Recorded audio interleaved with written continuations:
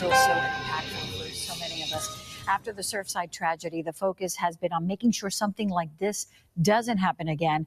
The state passing significant changes impacting condo associations. The measures focus on improving building safety, but they're also driving up the cost of condo living for many.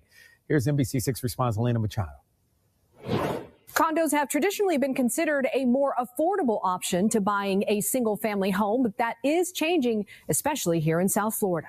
The cost of condo living is on the rise, partly because many South Florida condo associations are scrambling to meet new state requirements passed after part of the Champlain Towers South building collapsed in Surfside. The tragedy, a tipping point. It was on the equivalent of Hurricane Andrew in 1992. Peter Zalewski runs the condo data and analytics website Condo Vultures. Up until the collapse of the tower and the following legislation, many associations opted to simply kick the can down the road, not pay for what was necessary, not put money in reserve. And now the legislation is forcing money to go into reserves and forcing money to be spent on what it should have been spent on a long time ago. So there's a real catch-up that's occurring. Zalewski looked at the cost of monthly maintenance fees per square foot for 3 randomly selected buildings along the South Florida coast, one in Surfside, one in Miami Beach, and one in downtown Miami. But basically, if you look at 2020 to 2022, you're going to see a double-digit increase somewhere in the ballpark of, let's call it, as high as 80%.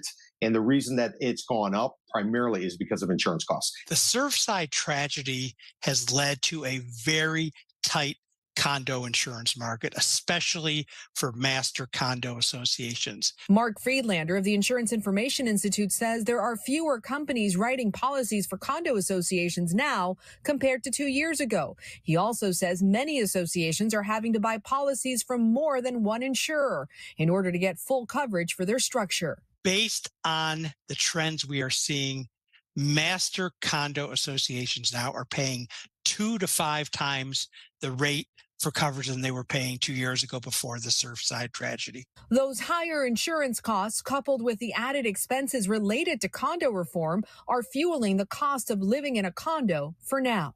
Now there's a deadline that's been imposed by the state legislature. And this is what everybody's dealing with. Now, 5-10 years from now, it'll all be under control. But right now, there's this surge. As a result of that, costs are going to go up. Special assessments are definitely coming. If you live in a condo building in Miami-Dade County and you're facing a special assessment associated with repairs because of recertification, you may qualify for help.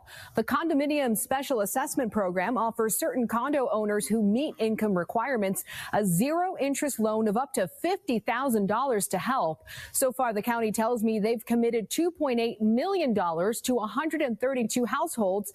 The average loan amount is just under $21,000, but there is still plenty of money available under this program. Alina Machado, NBC6 Response.